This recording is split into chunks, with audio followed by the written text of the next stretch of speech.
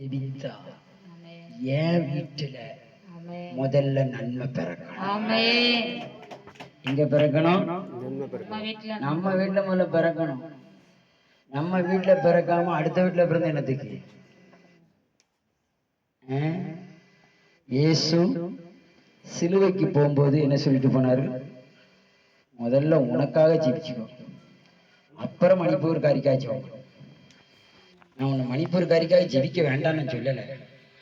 உனக்காக ஜெபிக்கும் உனக்கே அற்புதத்துக்கு நீ விசுவாசிக்க மாட்டேங்கிய.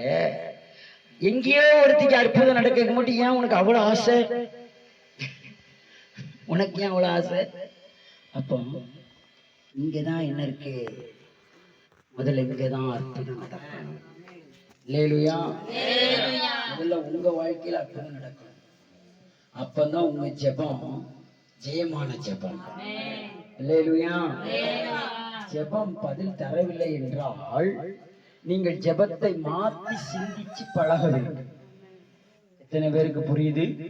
பக்கத்துல இருக்கவங்க கையை பிடிச்சு சொல்லுங்க, உங்க ஜெபம் உங்க ஜெபம்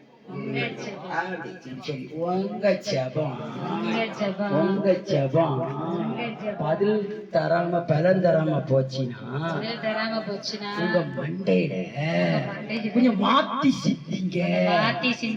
எப்படி சிந்திக்கணும்? மாத்தி சிந்திக்கணும்னா என்ன? அப்ப ஏன் ஜெபமே எனக்கு கேட்கலன்னா இவளுக்கு எப்படி கேட்கும்? உண்மையா இல்லையா?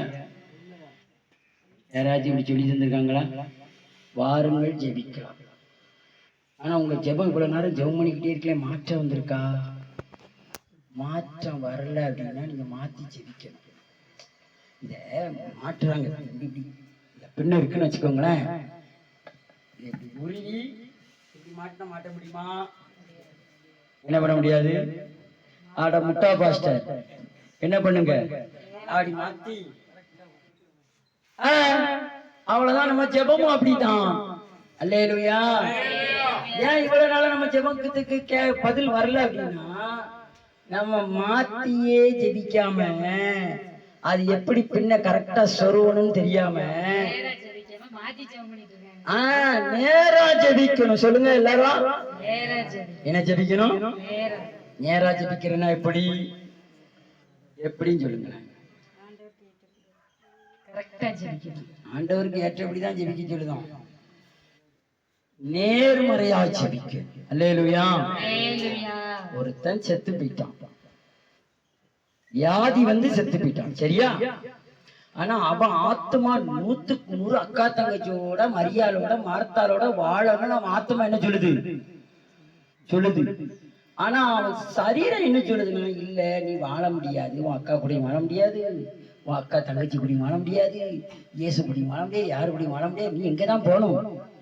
நீ சாவுக்கு என்ன ஆயிட்டு நியமிக்கப்பட்ட பையன் அப்படின்னு சொல்லி என்ன பண்ணிட்டு இவனை மரணத்துக்குள்ள கொண்டு போய் அடுப்புக்குள்ள வச்ச மாதிரி என்ன பண்ணிட்டாங்க? அவங்க அப்படிதான் வச்சாங்க. அந்த ஏரியாக்குள்ள நீங்க அவங்களோட கல்லறை போனா அடுப்புக்குள்ள மாறு அதுக்குள்ள கொண்டு உள்ள வச்சுட்டான். உள்ள வச்சா அடைச்சி வச்சுட்டான். அப்ப இங்க வாராரு இயேசு. இயேசு எப்படி ஜெபிச்சாரு? மாத்தியா ஜெபிச்சாரு. ஏன் ராசா, ஏன் நாசர், ஏன் நான் பக்கத்து ஊர் பெத்தானியாவுக்கு அங்கிட்டு தானப்பா போயிருந்தேன், ஏன் ஐயா என்ன சொல்லாம போயிட்டிய, ஏன் மாத்தாரே, ஏன் மரியாதை. இயேசு எப்படி ஜெபிச்சா?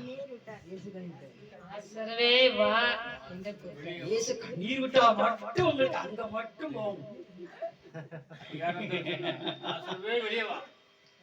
இயேசு எப்படி ஜெபிச்சா தெரியுமா? என் ஜெபத்திற்கு எப்போதும் பதில் கொடுக்கிற பிதாவே, இந்த லாசர்வை நான் இப்ப என்ன சொல்ல போறேன், உயிரோடு இருக்கிற மாதிரி லாசர்வே வெளியே வா. அப்ப அந்த வீட்டுக்குள்ள ஞானராஜ் கதவை அடைச்சிருக்காரு. நான் வந்து என்ன சொன்னேன், ஞானராஜே வெளியே வாப்பா, ஜாமான் எடுத்துள்ள வைக்கணுமா, வாப்பா. அவன் உடனே என்ன செஞ்சுக்கிட்டு இருக்கான்? தூங்கின நெய்யா கதவு தர ராசா வா. அத மாதிரிதான் இயேசு எப்படி சிந்திச்சாராம் அவர் ஜெபத்துல, லாசரு சாகல, உயிரோடு இருக்கிறான். அத மாதிரி உங்க ஜெபம் ஒரு நாள் சாகல, நீங்க ஜெபித்தது ஜீவனோடு வரும் என்பதை நீங்கள் நேர்முறையாய் சிந்தித்து ஜெபித்தால் உங்களுக்கு அற்புதம். இந்த அக்காவுக்கு மட்டும் ஜெபிச்சா உங்களுக்கு அற்புதம் நடக்கு, அப்ப உங்களுக்கு நடக்கணும்ல. அப்ப முதல்ல உங்ககிட்ட இருந்துதான் ஆரம்பிக்கும். எத்தனை பேருக்கு புரியுது? 8 மணி நேரம் ஜெபம் எதுக்காக வச்சாங்கன்னு தெரியுதா? இதுக்குதான். நீங்க நல்லா இருக்க, நாடு முன்னேற, அப்படித்தானே? இந்த ஏழைகளின் ஏழைகளில் வாழ்வு முன்னேற நீங்க நல்லா இருக்கணும். சொல்லுங்க, நாங்க நல்லா இருக்கணும். சொல்லுங்க, நாங்க. சொல்லுங்க, நாங்க. வாயை திறந்து எனக்கா சொல்ல போறேன்? நீங்க சொன்னாலும் சொல்லாட்டாலும் நான் எனக்கு சொல்ல போறேன். நான் நல்லா இருக்கேன், நான் நல்லா இருக்கேன். இந்த நாட்டில் ஏழைகள் வாழ்வடைய தேவன் இந்த இல்லத்தை ஆசீர்வதிக்க, இந்த இல்லத்தின் ரெங்கு பெட்டியை ஆசீர்வதிக்க வேண்டும், பொக்கிஷ பெட்டியை ஆசீர்வதிக்க வேண்டும். ஏனென்றால் அநேகர் இப்படிப்பட்ட ஆசீர்வாதத்தை பெற வேண்டும். எல்லாம் ஜெபம் பண்ணலாமா? இந்த இல்லத்து மேல நாட்பார் இல்லை, இங்க மட்டும் எல்லா பக்கமும் தம்பிகிட்ட தான் 100 பேருக்கு மேல நம்ம என்ன பண்ணணும்? 365 நாளும் ஆகாரம் கொடுக்கணும். அதுல அவங்க இவங்க இவங்களுக்கு அது இருக்கு, இவங்களுக்கு இது இருக்கு, அங்க அந்த பேச்சே கிடையாது. 100 பேருக்கு டோக்கன் போட்டாச்சுன்னா காலையில சோறு, மத்தியானம் சோறு, ராத்திரி சோறு. எப்ப பார்த்தாலும் 24 மணி நேரம் தேவ செய்தி ஓடும். அல்லேலூயா. இருந்தா உட்காந்து பாருங்க, தூங்கணும்னா தூங்குங்க, இல்லைன்னா பக்கத்து வீட்டுக்கு போயிட்டு வந்துட்டு கொஞ்சம் செமிச்சிட்டு இங்க வந்து உள்ள வந்து சாப்பிட்டு பாடுங்க. அல்லேலூயா. இத மாதிரி 40 இடத்துல நடக்க போறோம். 40 இடத்துல நாங்கள நடக்குங்க. நான் பேசுறேன், அத 40 இடத்துல அதை நான் பேசுறேன். 40 இடத்துலயும் 365 நாள் அது நடக்கும்.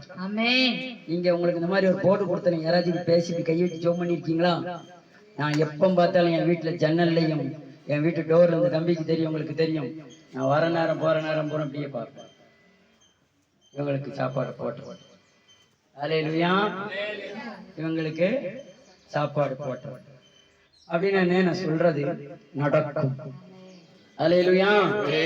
ஏன்னா நான் நேர்முறையா பேசுறேன், எதிர்மறையா இல்ல, நேர்முறையா. நாம நேர்முறையா பேச பேச பேச எல்லாமே நமக்கு நேராதான் நடக்குமே தவிர கோணலா நடக்காது.